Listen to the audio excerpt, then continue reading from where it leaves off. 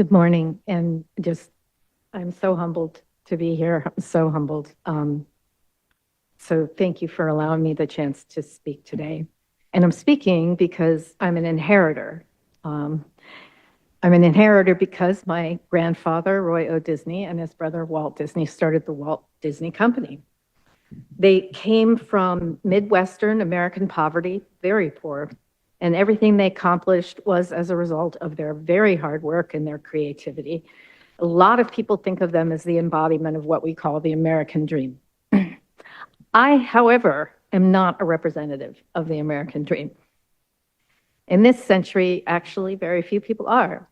As an inheritor, I exist only because of some quirks in the tax system, some good luck, and some very loving grandparents, but nothing else. That means I have never had to work or be brilliant. For me, the table was set long before I was born, and there was very little I could do to lose my advantages. Because of the way education, healthcare, housing, policing, and tax law work in my country, I am well insulated from any mistakes I might make and inordinately rewarded when I even do the smallest things right.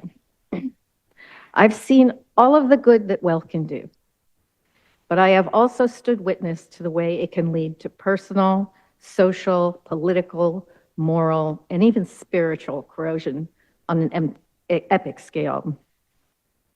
And now, as an American, I am grief-stricken as I watch the havoc that moral and spiritual corrosion are capable of wreaking when they sink their teeth into a democracy.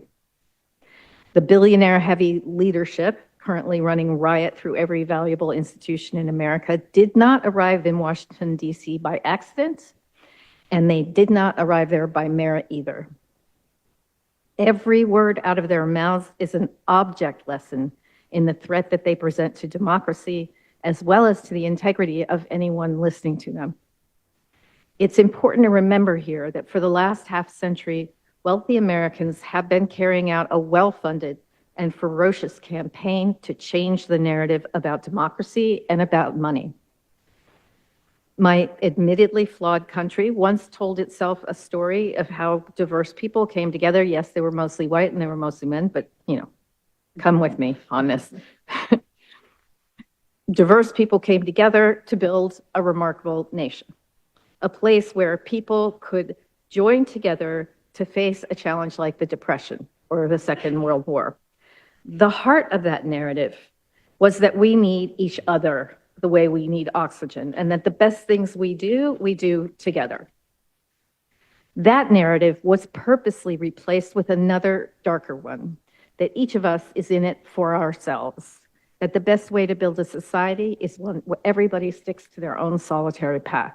This new narrative urged us to raise ourselves up by our own bootstraps. And if you just spend 1 minute imagining how that works, you'll understand how insulting and absurd that image is. Central to the new narrative is the idea that the government is always wrong, can do nothing right or well, and that taxation is always and everywhere destructive. Taxes kill economies, they tell you. Taxes inhibit creation. And when I hear this, I wonder, how did my grandfather and great uncle build a global juggernaut of a company while they were paying a 91% marginal tax rate on their income? And they were able to provide so much that even their great-grandchildren are doing fine on over 50% in an estate tax. You can hear the soul of the new narrative in the attempt by our new vice president to explain how love works in public life, according to an Ordo Amoris. His Holiness, God love him, just this Monday reacted to the grotesque mischaracterization of love in public. He said, Christian love is not a concentric expansion of interests that little by little extend to other persons and groups. In other words, the human person is not a mere individual, relatively expansive with some philanthropic feelings.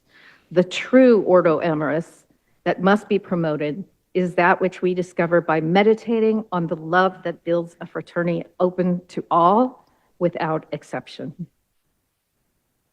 Another word for the notion that he's talking about there is solidarity. And solidarity is what's missing when the wealthiest among us live without regard for the massive dignity gap that flows from grotesque inequality. If solidarity existed in these very wealthy people, we would not be constrained by a system of taxation which has repeatedly been proven to supercharge the inequality dynamic. Inequality exerts a downward pull on the moral lives of the very wealthy. I have seen the way wealth erodes character, the way it saps empathy out of even the most well-meaning people, and the way it leaves them under the impression that everywhere they go, they must be protected from them by their private guards. No one can be trusted. Private guards, private airplanes, private parking lots, private restaurants, and even last month in Los Angeles, private firefighters. If you inherit, you are born into a world of unquestioned privilege, and no one bothers to tell you that other people don't have it this good. That's something you're left to figure out on your own. For inheritor, this privilege is morally neutral when you're young. You didn't ask for it, you didn't do anything for it, but if you don't question it and aggressively, what it will do is curdle, and it will curdle into entitlement. And that entitlement spreads like a fungus across every assumption you make, every comfort you slouch into, and every tax breaks you think are just. Inequality is a coin with two sides, and it's easy to lose ourselves in exploring the advantages of those on top. But as inequality widens, the dynamics of advancement at the top are a perfect inversion of the dynamics of loss at the bottom. The billions that have fallen mysteriously into the hands of the oligarchs have come at the expense of those least in a position to give anything up. How did this happen? Well, easily, as it turns out, through tax cuts causing cuts in services, by governments failing to support unionization and collective bargaining, by taxing capital gains differently than income earned for work, by leaving the most favored tax rates to those who simply wait for checks to arrive in the mail rather than for those who work day after day to support their families. Rather than contend with a 91% income tax rate, as my grandfather did, I often pay a lower marginal tax rate, effective tax rate, than does my housekeeper.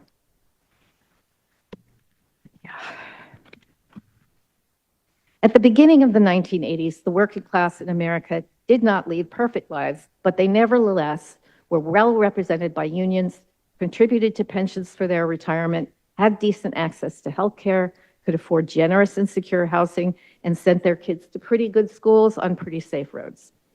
And yet the bigger the rewards for the wealthy have grown, the more they have pressed their advantage, not unlike spoiled children.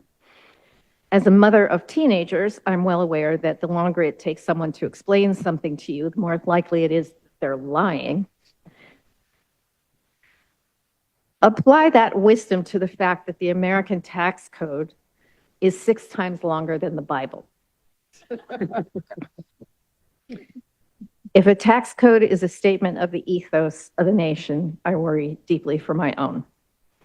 Entitlement, narcissism, impunity, an unwillingness to acknowledge the suffering of others in any meaningful way, a willed ignorance about reality, an undisciplined idealism about how much philanthropy can actually accomplish, and a deep intransigence about the idea that the world can ever be shaped in any other way. These are the characteristics I've watched form again and again and again in the wealthy people around me. They are also the characteristics of power who should have no power. In fact, should be kept as far from power as humanly possible, and not just political power, any kind of power. And yet we have handed the keys in the United States to the wrecking ball, to the very men, and yes, they are mostly men, who are bent on the kind of wreckage so absolute that when they're done, I believe they will even try to wreck the ball itself. We're in a bind. Not just democracy, but global stability itself in many cases rests in the hands of those least able, much less willing, to acknowledge that every single person on this planet is deserving of a life of dignity, and that the world, as it is currently shaped, is a long way from being able to make that happen. The only way out of this bind we are in is to get back to the place where it started, taxes. When we eviscerated our system of taxation, when we let the wealthy call the shots, we started down the path that has led us to this point. When we tax income for work, we must tax it more favorably and more progressively than we tax capital. And we must tax wealth, not just income. There's no way to a greater equality unless we go straight at wealth. And the billionaires complain about this, but my feeling is if you can't live on $999 million a year, you have bigger problems.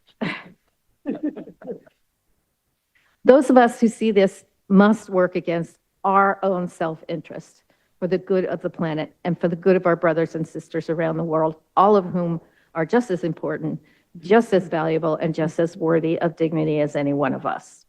Thank you.